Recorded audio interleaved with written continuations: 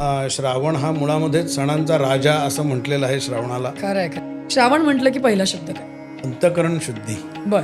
त्यामुळे ज्याच्याकडे शंख आहे त्याच्याकडे कधीही लक्ष्मी कमी पडत नाही. बर जसं उसाच्या रसाने तुम्ही जर का अभिषेक केला तर तुम्हाला लक्ष्मी प्राप्त होते. बर. असं जर मी सांगितलं तर सगळेजण उसाचा रसाचा अभिषेक करायला लागतील. मंगळागौरी ही त्या काळची किटी पार्टीच आहे असं आहे. म्हणायला हरकत नाही. संध्याकाळची Exactly. की सगळ्यांनी एकत्र येऊ, आपण जेऊ खाऊ मजा करू. बरोबर. तुम्ही नटा, हो. मजा करा, हो हो पण विधींच्या वेळेला विधीच करा. बरोबर. हॅलो, हाय, नमस्कार अँड वेलकम टू रूबरू विथ अनु.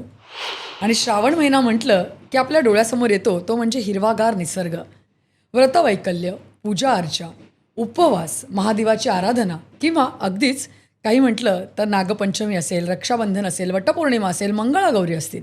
अशा प्रकारे धार्मिक आणि सांस्कृतिक एकूणच बंधनं, परंपरा या सगळ्या दिसून येतात त्या म्हणजे श्रावण महिन्यात.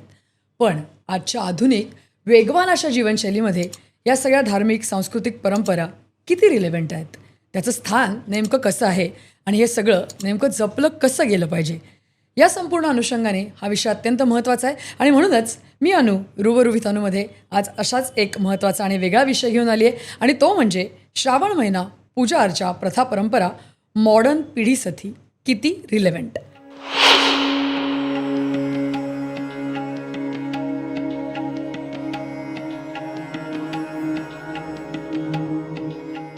आणि या संपूर्ण विषयावर या अनुषंगाने मार्गदर्शन करण्यासाठी आपल्यासोबत गप्पा मारण्यासाठी आज असणार आहेत ते म्हणजे ज्योतिषशास्त्री अतुल मराठे गुरुजी. त्यांचा स्वतः 28 वर्षांचा या संपूर्ण क्षेत्रातला अनुभव आहे. त्याचबरोबर याज्ञिकी आणि वैदिकी या दोन्ही विषयांमध्ये त्यांचा अभ्यास झालेला आहे. तर आजचा संपूर्ण विषय आपल्याला गुरुजी समजावून सांगणार आहेत.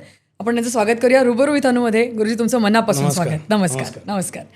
तर गुरुजी, मी जसं सुरुवात केली की नुकतीच श्रावण महिन्याची चाहूल लागली आहे आणि श्रावण महिना म्हटलं की या सगळ्या गोष्टी डोळ्यासमोर येतात. बरोबर. आणि एकूणच असं पावित्र्य राखणारा महिना म्हणून याच्याकडे बघितलं जातं कुठेतरी.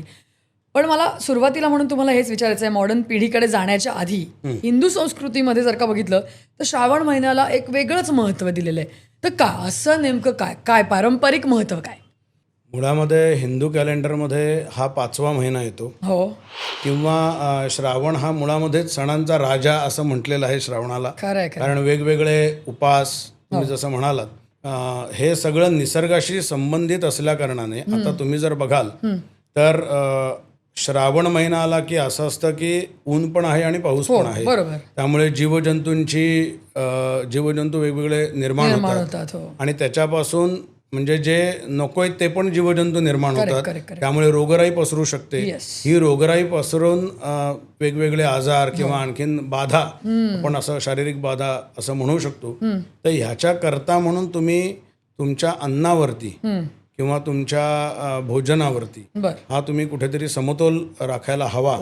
याच्याकरता म्हणून तुम्हाला उपास सांगितलेले आहेत की श्रावण या दिवशी फक्त शंकराची उपासना करा, कारण तो त्याचा विशिष्ट दिवस आहे, त्याचा प्रिय दिवस आहे तो. मंगळवारी तुम्ही गणपतीची सेवा करा, त्याची वेगवेगळी व्रत त्यांनी दिलेली आहेत. बुधवार आणि गुरुवार म्हणून बुध बृहस्पती असं व्रत त्यांनी दिलेलं आहे. शुक्रवारी तुम्ही जर बघितलं तर जिवतीची पूजा करतात, सवाष्ण भोजन आणि सवाष्णीला बोलून तिची ओटी भरली जाते. शनिवारी जर तुम्ही विशेष, शनिवारचं महत्त्व म्हणजे तुम्ही पिंपळाचं पूजन त्यांनी सांगितलेलं आहे. शनी मारुतीचं पूजन श्रावणामध्ये विशेष सांगितलेलं आहे. तसंच शनी महाराजांचं पूजन हे सुद्धा त्यांनी सांगितलेलं आहे.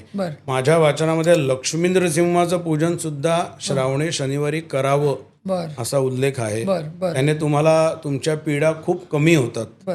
कारण शनी महाराज जे आहेत ते तुमच्या पीडा कमी करून देतात त्यामुळे. आणि रविवारी तसंच बघा, जो सगळ्यावरती पोचतोय तर त्याचं म्हणजे रवीचं पूजन थोडक्यात ते करावं. तर याच्यामध्ये आता लोकांना फक्त सत्यनारायणच माहिती आहे याच्यामध्ये, परंतु जसा सत्यनारायण आहे तसं सत्यविनायक सुद्धा आहे. सत्यविनायक आहे, सत्य अंबा आहे, त्याच्यानंतर सत्य सूर्य आहे, वरद शंकर आहे आणि सत्य मारुती हे सुद्धा जसे सत्यनारायण आहे तसेच या देवतांचं सुद्धा अशी व्रत आहेत सांगितलेली. आणि याच्या पाठीमागे मूळ शास्त्र हाच आहे की सगळ्यांनी मुळात एकत्र यावं. कारण आजकालच्या जमान्यामध्ये असं झालं आहे की प्रत्येकजण इंडिव्हिज्युअल राहायला लागलेला आहे करेक्ट आणि गेट टुगेदरसाठी दिवस शोधायला लागतो. अनफॉर्च्युनेटली. तर पूर्वीच्या काळापासून हेच त्यांचं सांगणं आहे की आज लघुरुद्र आहे म्हटल्यावर सगळ्यांनी एकत्र जमा, बरोबर. एकत्र आपण देवाची उपासना करू. मंगळागौरीच्या पूजनाला सुद्धा म्हणून काही ठिकाणी वशेड्या म्हणजे लग्न झालेल्या स्त्रिया ज्या आहेत त्यांना 5 वर्ष त्याचं व्रत सांगितलेलं आहे. ते व्रत केल्याने तुम्हाला आरोग्य, सौभाग्य, संतती याचं प्राप्तता त्याच्यामुळे होते. बुध बृहस्पतीचं सुद्धा असंच सांगितलेलं आहे की तुम्ही ब्राह्मण भोजन घातलं तर ब्राह्मण भोजन तुम्ही जर का दिलं तर तुम्हाला खूप चांगल्या प्रकारे पुण्य निर्माण होतं, तुमच्याकडे लक्ष्मी कायम टिकून राहते, असं त्याच्या पाठीमागे शास्त्र आहे. आणि बुध बृहस्पतीचं सुद्धा म्हणजे आता ब्राह्मण भोजन आजच्या परिस्थितीमध्ये अवघड आहे, ब्राह्मणांना पण अवघड आहे आणि आजच्या धावत्या जगामध्ये असणाऱ्या लोकांना सुद्धा अवघड आहे. तर तुम्ही त्याच्या कुटुंबाला पुरेल एवढा शिधा जरी दिलात तरी सुद्धा ते त्यांना भोजन दिल्यासारखं आहे आणि ते सहज शक्य आहे. करेक्ट. तुम्ही सुपर मार्केटमध्ये जाऊन एका कुटुंबाचं भोजन होईल एवढा शिधा त्या गुरुजींना दिलात तरी सुद्धा ते भोजन दिल्याचंच पुण्य, त्याला अमान्य भोजन असं त्याला म्हटलं जातं. तर ते त्याच्यामध्ये येतं. पण जसं तुम्ही आता सांगितलं तसे अनेक व्रतवैकल्य असतील, पूजा अर्चा असतील, श्रावणामध्ये प्रामुख्याने त्या केल्या जातात. पण एकूणच आजकालच्या या सगळ्या धावपळीच्या जगात असेल किंवा ही नवीन मॉडर्न पिढी जी आहे ह्यांचा जो दृष्टिकोन आहे त्यांना या सगळ्या विधी अंधश्रद्धा वाटू शकतात किंवा त्यांना असं वाटू शकतं की हे खूप जास्त होत आहे की काय. तर त्या दृष्टिकोनातनं काय म्हणजे नेमकं त्यांचा विचार कसा बदलू शकतो आपण किंवा त्यांचा दृष्टिकोन कसा बदलू शकतो याकडे बघण्याचा? मी तुम्हाला सत्यनारायण पूजा याच्याबद्दल थोडी माहिती देतो. सत्यनारायणवरती तर मला कारण की याच्यावरती सगळे लोक जे आहेत त्यांना हे माहिती असणारं व्रत आहे ऍक्च्युली. तर ह्या व्रताचा जो मुख्य विधी आहे म्हणजे आपण सुरुवातीला आल्यानंतर सुरुवातीला आपण संकल्प सोडतो. पूजेच्या सुरुवातीला आचमन असतं, आचमन झाल्यावर कुलदेवतेला आपण विडा नारळ ठेवतो. कधीही आपण आपल्या कुलदेवतेला विसरून चालत नाही. प्रत्येक कर्मामध्ये कुलदेवतेची आठवण ही काढायला लागते. आठवण ही त्यांच्या कृपा आशीर्वादामुळे आपण हे सगळं करतो. तर तो विडा ठेवून झाल्यावर आपण संकल्प करतो. आता संकल्प म्हणजे काय तर आपण जे काही करणार आहोत त्याचं मुख्य उद्देश म्हणजे प्लॅनिंग आपण म्हणू शकतो. कुठचीही गोष्ट ही संकल्पाशिवाय पूर्ण होत नाही. आपल्याला घर घ्यायचं असेल तरी आधी आपण प्री बुकिंग करतो, त्याचं काय असं कसं काय करायचं. त्याचप्रमाणे हा संकल्प आहे. आता ह्या संकल्पाचा जर तुम्ही जर अर्थ बघितला तर त्याचा अर्थ असा होतो की मम आत्मनः श्रुती स्मृती पुराणोक्त फलप्राप्त्यर्थम श्री परमेश्वर प्रीत्यर्थम. म्हणजे मला श्रुतीचं स्मृतीचं हे फळ आम्हाला प्राप्त होऊ दे, पुराणांचं पण फळ प्राप्त होऊ दे. तसंच तुमचं जे काही गोत्र असेल प्रत्येकाचं गोत्र ठरलेलं आहे. आता आजची पिढी मला विचारते की गुरुजी गोत्र म्हणजे काय आम्हाला माहिती नाही. त्यांचं चुकीचं काहीच नाही त्याच्यामध्ये, कारण त्यांना ते माहितीच नाही. तर मी त्यांना असं समजावून सांगतो की गोत्र म्हणजे आता तुमचे वडिलांना तुम्ही फादर म्हणता, मग ग्रँडफादर येतात, मग ग्रँडफादर येतात. तर हे ग्रँड त्याचा जो मूळ सुरुवात झालेली आहे ती उदाहरणार्थ कोणाचं काश्यप गोत्र असेल, कोणाचं जामदग्नी गोत्र असेल, कोणाचं शांडिल्य गोत्र असेल, तर हे तुमचे पूर्वज आहेत, तुम्ही यांचा वंश आहात थोडक्यात. तर या गोत्रामध्ये उत्पन्न झालेला अमुक अमुक नावाचा मी माझ्या संपूर्ण कुटुंबाला, आता इथे तुम्ही जर बघितलं तर शास्त्राने फक्त स्वतःचा विचार केलेला नाहीये. सकुटुंबस्य सपरिवारस्य म्हणजे माझ्या सर्वेशाम सकल कुटुंबानाम म्हणजे ह्याच्यामध्ये सर्वेशामध्ये सगळेजण आले, मी एकटा नाही. सगळेजण, सगळ्यांचं कुटुंब, सगळ्यांचा परिवार. द्विपद म्हणजे जे 2 पायाचे आहेत, चतुष्पद जे 4 पायाचे आहेत. कोणाकडे गुरढोर असतात, कोणाकडे मांजरी असतात, कुत्री असतात. तर यांना सुद्धा त्यांनी घेतलेलं आहे. त्याच्यात सामावून घेऊन त्यांनी सांगितलं यांना सगळ्यांना काय दे तर क्षेम, स्थैर्य, आयुः, आरोग्य, ऐश्वर्य, प्राप्त्यर्थम या सगळ्याची आम्हाला सगळ्यांना प्राप्ती होऊ दे, शांती लाभू दे, आम्हाला सगळ्यांना पुष्टी लाभू दे, तुष्टी लाभू दे. सगळ्यांच्या ज्या काही कामना आहेत, शुभ कामना अर्थात, त्या शुभ कामना त्यांच्या सिद्ध होऊन देत. आणि माझ्या जन्मांचे जे काही माझ्याकडनं पापं झालेली असतील त्या सगळ्याचा क्षय होऊ दे.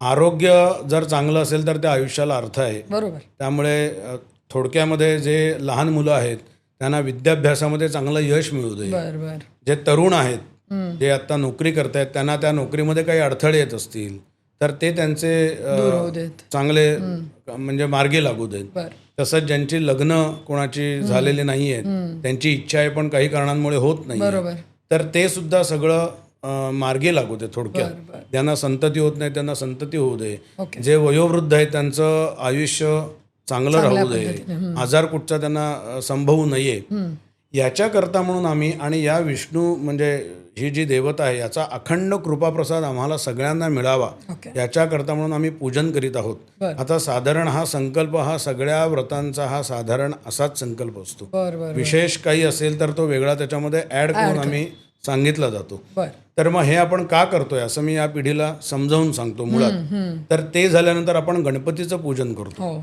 संकल्प झाल्यानंतर गणपतीचं पूजन, कारण तो विघ्नकर्ता आहे येस आणि विघ्नहर्ता पण आहे. करेक्ट विघ्नकर्ता म्हणजे जर तुम्ही त्याची आठवण काढली नाही तर तुमच्या कामात तो विघ्न आणतो. राईट पण हे भरपूर लोकांना माहिती नाहीये आणि तो गणांचा ईश आहे, त्यामुळे सुरुवातीशिवाय त्याच्याकडे आपण त्याचेच पहिले पूजन करणार म्हणून गणपतीचं आपण पूजन करतो. तो कुठचंही विघ्न आणून देत नाही. त्यामुळे त्याच्यानंतर कलश, शंख आणि घंटा आणि दीपपूजन हे आपण त्याच्यामध्ये करतो. आता कलशाचं पूजन का करतो तर कलशामध्ये सप्त नद्या ज्या आहेत म्हणजे गंगेचे, यमुनेचे व गोदावरी, सरस्वती, नर्मदे, सिंधू, कावेरी बर हे सगळ्यांचं पाणी या कलशामध्ये येऊ दे बर आणि ह्या पवित्र पाण्याने मी या देवतेचं पूजन करणार. करतोय बर आणि त्याच्यानंतर मग शंखाचं पूजन. शंख हे सुद्धा समुद्र मंथनामधून निघालेलं रत्न येस आहे. येस येस त्यामुळे ज्याच्याकडे शंख आहे त्याच्याकडे कधीही लक्ष्मी कमी पडत नाही. बर त्यामुळे ज्यांच्याकडे शंख नसेल त्यांनी शंख घ्यावा आणि तुमच्या पूजेत नसेल ठेवायचा तर तुमच्या लॉकरमध्ये ठेवा. ओके पण तो शंखाचं पूजन हे विशेष सांगितलेलं आहे. बर तसंच घंटेचं पूजन. घंटा म्हणजे आगमार्थम तो देवानाम, गमनार्थम तो रक्षसाम. म्हणजे देवतांचं आगमन करायचं वाद्य काय असेल तर घंटा आहे.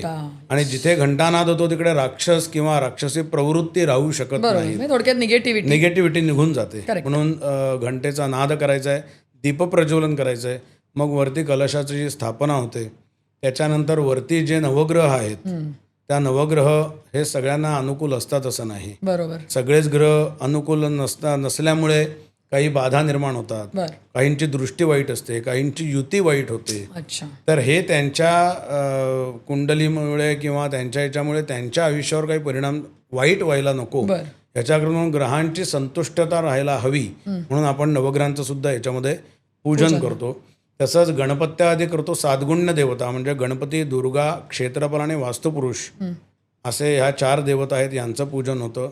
अष्टदिक्पाल आपण म्हटलेलं आहे. अष्टदिक्पालामध्ये 8 दिशा ज्या आहेत, बर पूर्व, हो दक्षिण, 4 दिशा आणि 4 उपदिशा. तर या प्रत्येक दिशेला त्या त्या देवतेचं स्थान आहे. बर म्हणजे आपल्या या 8ही दिशांकडनं आपलं रक्षण व्हावं ओके याच्याकरता म्हणून त्या दिक्पालांचं पूजन होतं. आणि मग आपण मुख्य जी देवता असेल त्यांच्या पूजनाला सुरुवात करतो. बर तर आता हे षोडशोपचार जे उपचार आहेत त्याचा पहिला उपचार म्हणजे आवाहन, म्हणजे तुम्ही त्यांना इन्व्हाइट करणे, त्यांना बोलवणे. आल्यानंतर आपण त्यांना पहिले आसन देतो करेक्ट की या बसा तुम्ही. बरोबर तसंच त्या देवतेला सुद्धा आसन. आता तिकडे जर विष्णू असेल तर त्याच्या मूर्तीच्या खालती आपण तुळशीची पानं ठेवू शकतो. बर शंकर असेल तर बेलाचं पान ठेवू शकतो. करेक्ट म्हणजे अशा वेगवेगळ्या देवतेचं त्यांच्या प्रिय जे पत्र आहे किंवा फूल आहे ते आपण तिकडे खालती ठेवू शकतो.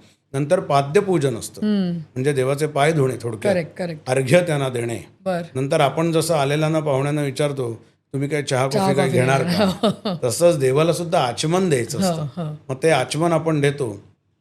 आता आपल्याला परवडत नाही म्हणून आपण साबण वापरतो.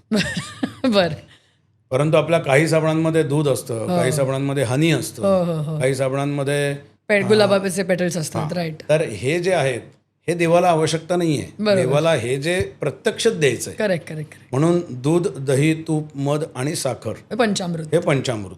या पंचामृताने देवाला स्नान घालायचं आहे. अभिषेक देवावरती त्या त्या सूक्ताने त्या त्या स्तोत्राने देवावरती अभिषेक करायचा. आणि अभिषेक करून झाल्यानंतर आपण जसं आपली आंघोळ करून झाल्यावरती आपण कपडे घालतो तसं देवतेचं एका विशिष्ट ठिकाणी त्याच्या स्थानी त्याला त्याच्याची स्थापना करायची. त्याला कापसाचं वस्त्र घालायचंय, जानवं घालायचंय, राईट गंध देवाला व्हायचंय अक्षता म्हणजे अलंकार, थोडक्यात वेगवेगळे अलंकार. जसं आपण नटतो right. आणि बाहेर जातो, Correct. तसं आपल्याकडे आलेले जे पाहुणे आहेत त्यांना तसं तुम्ही नटवा थोडक्यात. बर. मग तुम्ही काजळ घाला, जे आजच्या ह्याच्यात आयलाइनर तुम्ही म्हणू शकता. करेक्ट. तर देवाला काजळ घाला. त्याच्यानंतर शेंदूर आहे, बुक्का आहे, गुलाल आहे, याने देवाला सुशोभित करा. मग प्रत्येक देवतेचं जे म्हणजे आता विष्णूला तुळस प्रिय आहे, शंकराला बेल प्रिय आहे, गणपतीला दुर्वा प्रिय आहे, तर तशा त्याने तुम्ही अर्चन करा. मग 108 वाहा, 1000 वाहा, तुमच्या शक्तीप्रमाणे ते तुम्ही करू शकता. त्याच्यानंतर धूप ओवाळला जातो, दीप म्हणजे तुपाचं निरांजन ओवाळलं जातं. आता तुपाच्या निरांजनामध्ये पण एकच वात हवी आणि समईमध्ये 2 वाती हव्या. म्हणजे 2 एकत्र वाती करून तो दिवा लावावा आणि तुपाच्या ह्याच्यामध्ये एकच वात हवी. मग ते झाल्यानंतर आपण देवाला नैवेद्य दाखवतो. बरोबर. पण आता नैवेद्य म्हणजे गणपतीला दुसरा नैवेद्य दाखवून चालणार नाही. त्याला जे प्रिय आहे तेच त्याला. तुमच्याकडे जो पाहुणा येतोय आणि तुम्हाला माहिती आहे की ह्याला गुलाबजाम आवडत आहे, तर त्याला तुम्ही जिलेबी देऊन त्याला तो आवडणार नाही. म्हणून त्याला जे प्रिय आहे ते द्रव्य त्यांना आपण द्यायचं आहे. आता ह्याच्यामध्ये सुद्धा प्राणाय स्वाहा आपण ज्या देवाला भरवतो ते भरवायचं देवाला. प्राणाय स्वाहा, अपानाय स्वाहा, व्यानाय स्वाहा, उदानाय स्वाहा, समानाय स्वाहा आणि ब्रह्मणे स्वाहा, असे 5 घास देवाला भरवायचे आहेत.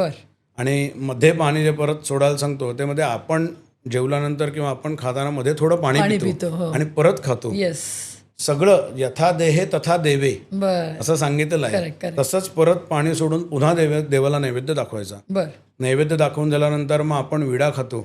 तसा देवाला हस्तप्रक्षालन म्हणजे पहिले देवाचे हात धुवायचे, मुखप्रक्षालन म्हणजे तोंड धुवायचे, आचमन म्हणजे परत थोडंसं पाणी त्यांना द्यायचंय आणि मग नारळ म्हणजे विडा आणि खोबरं थोडक्यात ते देवाला आपण मुखशुद्धीसाठी ते द्यायचं आहे.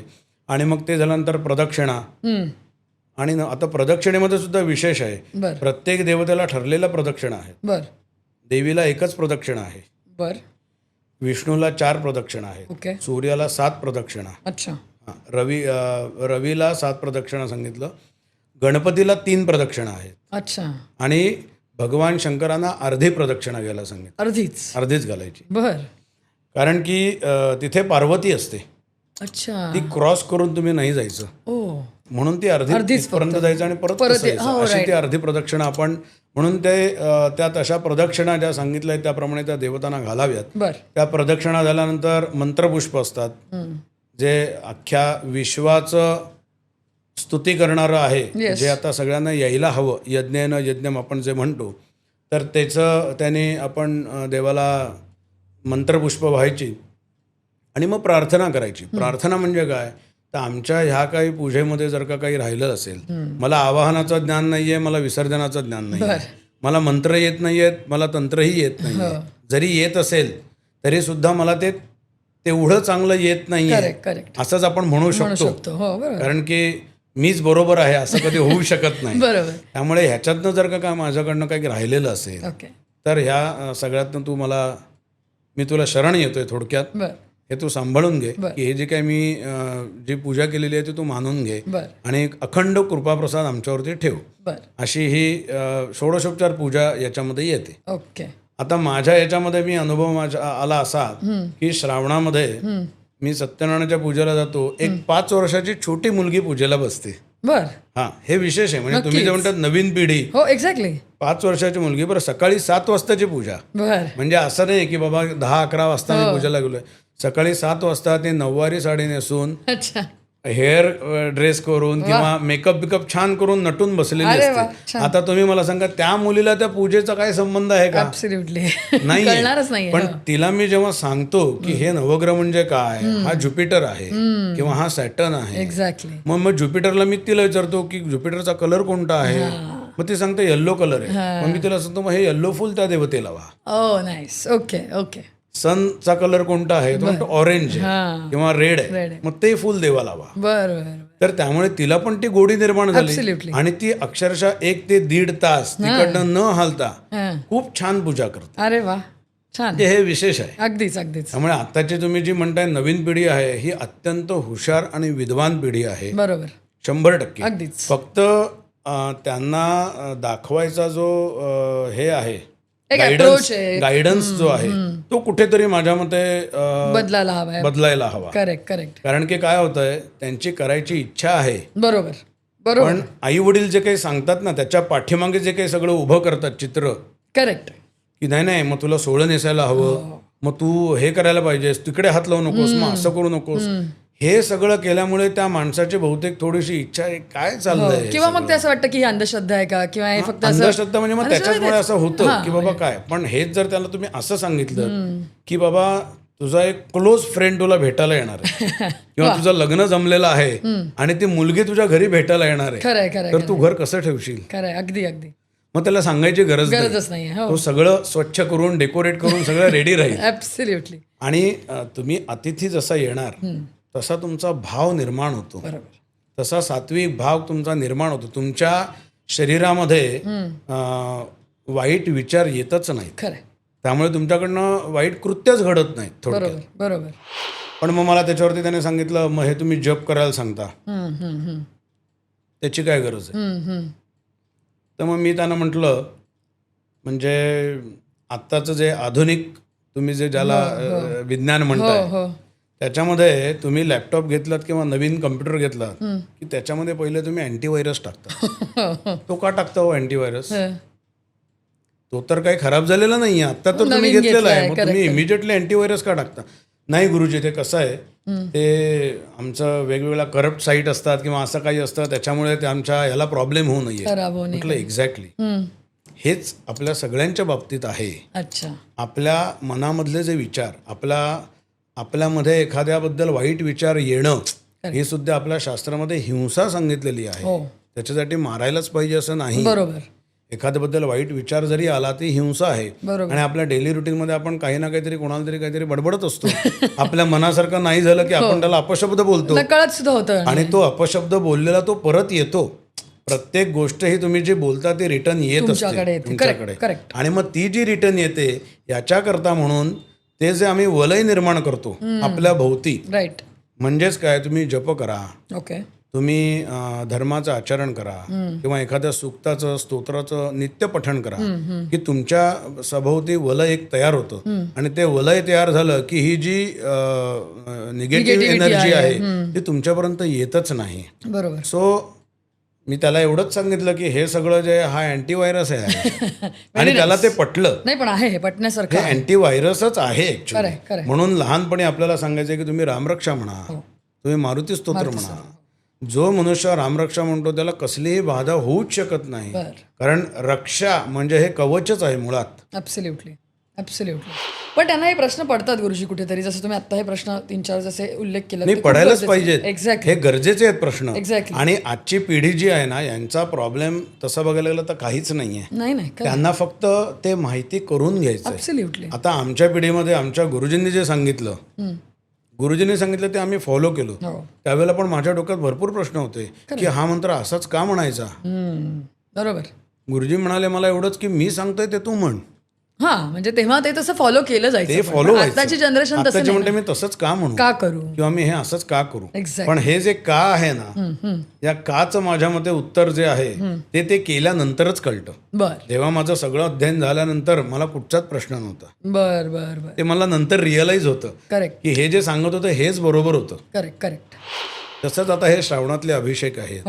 आता काही लोक म्हणतात दुधाचा अभिषेक का, मग ते दूध फुकट जातं. एक्झॅक्टली. पण त्याच्यावरती खूप वाद आहेत की शंकरावरती तुम्ही एवढा अभिषेक करता, दुधाचं करता, त्यापेक्षा तुम्ही गरिबांना द्या दूध. काय मग काय बघायचं कसं त्याच्याकडे. कसं आहे, हे प्रत्येकाच्या शक्तीप्रमाणे त्याने ते करावं. ते तर आहेच, अगदीच.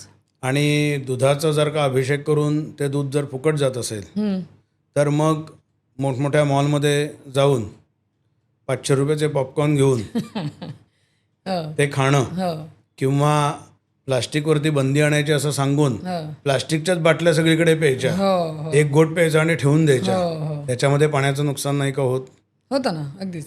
किंवा जे अन्न जे फेकून दिलं जातं, किंवा आणखीन काही इतर गोष्टी आहेत त्याच्यामुळे नाही का होत. पण एक भांडभर दूध जर मी देवावरती वाहिलं तर त्याच्यामध्ये त्या द्रव्याची मी नाश केला असं म्हटलं जातं. परंतु त्या विशिष्ट म्हणजे द्रव्यानी अभिषेक केल्याने ते पुण्य तुम्हाला मिळतंय. जसं उसाच्या रसाने तुम्ही जर का अभिषेक केला तर तुम्हाला लक्ष्मी प्राप्त होते. बर, असं जर मी सांगितलं तर सगळेजण उसाचा रसाचा अभिषेक करायला लागतील. तेव्हा मग नाही होणार काय? तेव्हा कशाचीच हानी होणार नाही, कारण सगळ्यांना लक्ष्मी ही प्रिय आहे. बरोबर. परंतु हे आहे म्हणजे तुम्ही पाण्याने अभिषेक करा, तुम्ही फळांच्या रसाने अभिषेक करा. बर तुम्हाला जर कसल्या व्याधी असतील बर तर त्या व्याधींसाठी म्हणून तुम्ही दर्भाच्या पाण्याने अभिषेक करा, बर. मधाने अभिषेक करा. ओके. तुम्हाला रोग किंवा कसले काही आजार असतील ते निघून जातात. तर हे विशिष्ट द्रव्य आहेत आणि ज्याला परवडतं त्याने ते करावंच हे सांगणारे तुम्ही कोण? मग ते तर आहेच. जर तुम्ही मर्सिडीजने फिरताय, तुम्हाला त्याच डेस्टिनेशनला जायचं तर तुम्हाला पब्लिक ट्रान्सपोर्ट पण आहेच की. ॲब्सोल्युटली. मग तुम्ही बसने का नाही जात? कशाला त्या लाखांच्या आणि करोडोंच्या गाड्या घेता? करेक्ट. त्याच्यापेक्षा गरिबांना वाटा. बरोबर बरोबर. तर त्याच्यावरती कोणाचं उत्तर नाही. बरोबर. म्हणजे हा थोडक्यात जर का बघितलं तर तुमच्या दृष्टिकोनाचा भाग आहे किंवा अप्रोचचा भाग आहे 100%. आणि विचारांचा भाग आहे असं म्हणायला हरकत नाही. नुसतंच त्याला रिलेव्हन्स किंवा मॉडर्न पिढी ह्याच दृष्टिकोनातनं बघण्याची गरज आहे असं मला वाटतं अजिबात कुठेतरी. पण गुरुजी पुढे जाऊन जसं आता आपण म्हणतोय की या पिढीच्या दृष्टिकोनातनं आपण विचार करतो, जसं तुम्ही वेगवेगळ्या गोष्टी त्यांना समजतील असं समजवता. आजची जी पिढी आहे ती डाएट ओरिएंटेड झाली आहे, त्यांना डिटॉक्स करायचं आहे. श्रावणाकडे ना ते तशा पण दृष्टिकोनातनं बघतात. ते कितपत योग्य वाटतं? कारण आता श्रावण म्हटलं की तुम्ही जसं मगाशी म्हणालात की उपवास आहेत, व्रतवैकल्य आहेत, काही बंधनं घालून दिली आहेत, तर तो भाग जे जर त्या दृष्टिकोनात ते बघत असतील तर ते कितपत योग्य आहे? नाही, तुमची प्रकृती तुम्हाला सांभाळायची. हो, प्रत्येकाची प्रकृती ही सारखी नाही. बरोबर. शेवटी कफ, वात आणि पित्त असे त्रिदोष सांगितलेले आहेत. यांचं प्रमाण कमी जास्त शरीरात झालं की रोग उत्पन्न होतात. हो, अगदी. तर हे रोग प्रत्येकाने आपापल्या शारीरिक मानसिक क्षमतेप्रमाणे ते नियंत्रणात ठेवायचे आहे. बरोबर. परंतु ह्याच्यामध्ये आता डाएट सगळीकडे आहे डाएट, आणि त्या डाएटमुळे आजारपण आहेत. खरं. डाएटमुळे आजारपण आहेत किंवा जिम. हो. आता म्हणजे ठीक आहे, प्रत्येक व्यायाम हा प्रत्येकानेच करायचा आहे. आपल्याला सुद्धा हिंदू संस्कृतीमध्ये तुम्हाला सूर्यनमस्कार सांगितलेले आहेत. हो, अगदीच.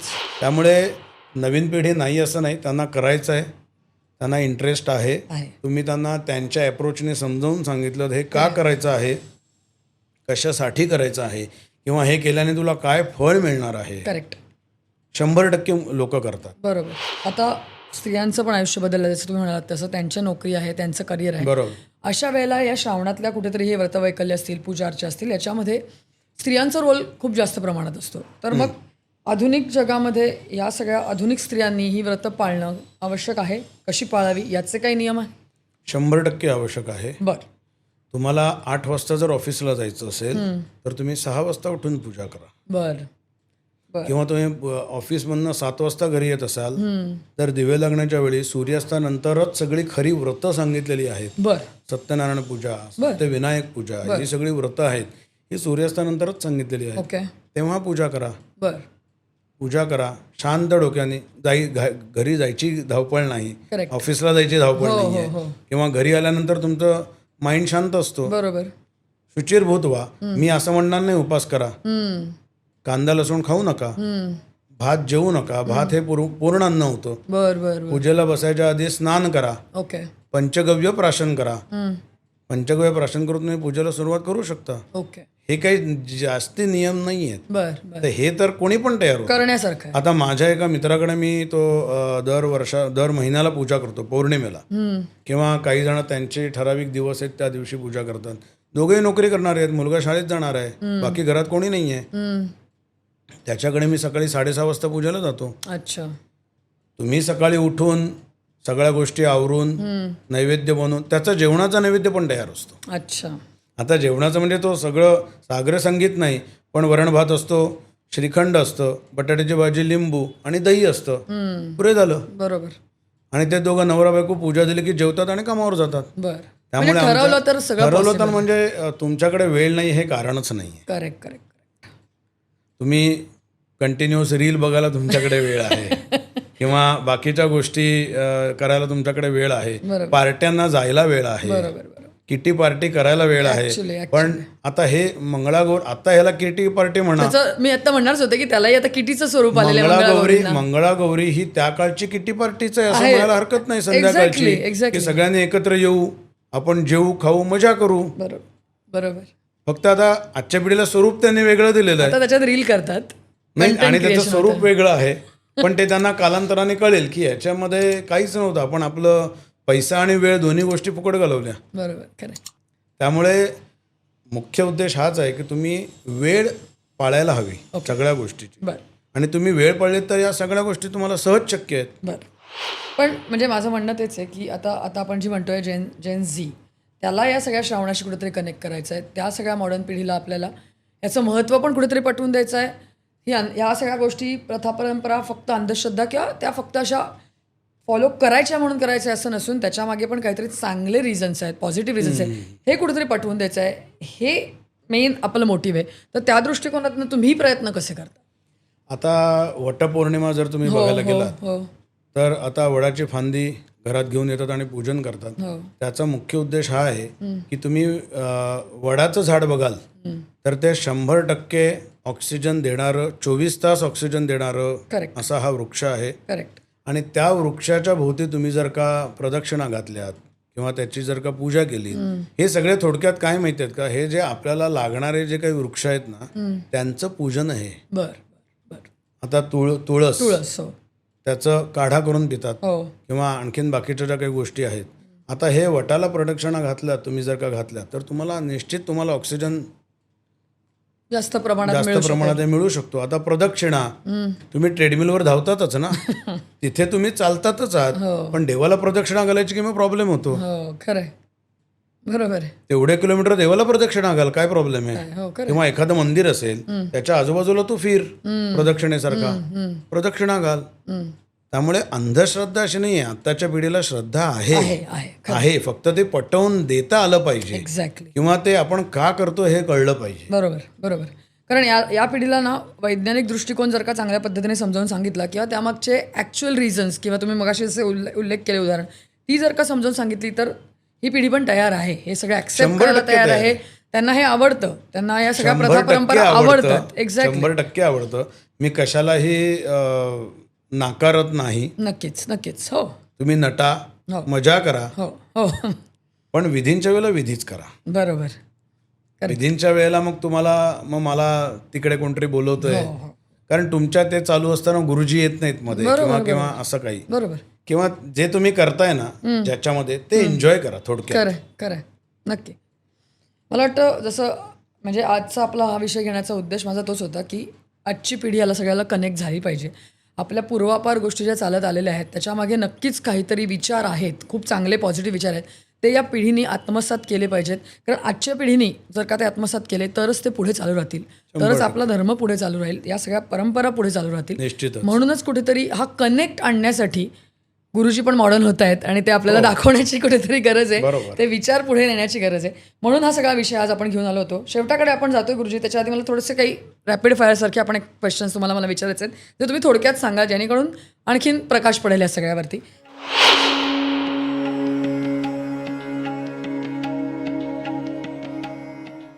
श्रावण म्हटलं की पहिला शब्द काय? अंतःकरण शुद्धी. बर, छान. कारण त्याच्यामध्ये तुम्हाला बाकी काहीच करायचं नाहीये. देवाचं आचरण करायचंय, म्हणजे पूजन अर्चन करायचंय, कांदा लसूण खायचा नाहीये कुठे. त्यामुळे तामसी राजसी वृत्ती तुमची होणारच नाहीये, सात्विकच वृत्ती राहणार. त्यामुळे तुमची शुद्धी आहे. उपवास ही श्रद्धा आहे की शरीराला त्रास? शरीराला त्रास होणारा उपवास शहाण्या माणसाने करूच नाहीये.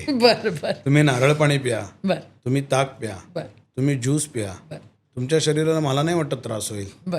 हां, पण तुम्ही उपवास म्हटल्यावरती खिचडी खायची किंवा याचे वडे खायचे, साबुदाणा वडा खायचा, तिखट चिवडा खायचा आणि म्हणायचं माझ्या पोटात ऍसिडिटी झाली की मला त्रास होतोय. नकोच जेऊस, खाऊच नको, उपवास असं त्यांना सांगितलेलं आहे की तुम्ही देवाच्या सानिध्यामध्ये राहा. खाऊन त्या उपवास हा शब्द नाही, तुम्ही देवाच्या सानिध्यात राहा. मग देवाच्या सानिध्यात राहण्यासाठी म्हणून तुम्ही लिंबू सरबत प्या किंवा ताक प्या, तुम्हाला भूक नाही लागणार, तुम्ही दिवसभर एनर्जेटिक राहाल. बरोबर, नक्की. तो असा उपवास करायचा आहे. एक परंपरा जी आपण आता कायम ठेवायला पाहिजे या पुढच्या पिढीने सुद्धा, नियमित स्वतःसाठी किमान अर्धा तास स्वतःला द्यावा.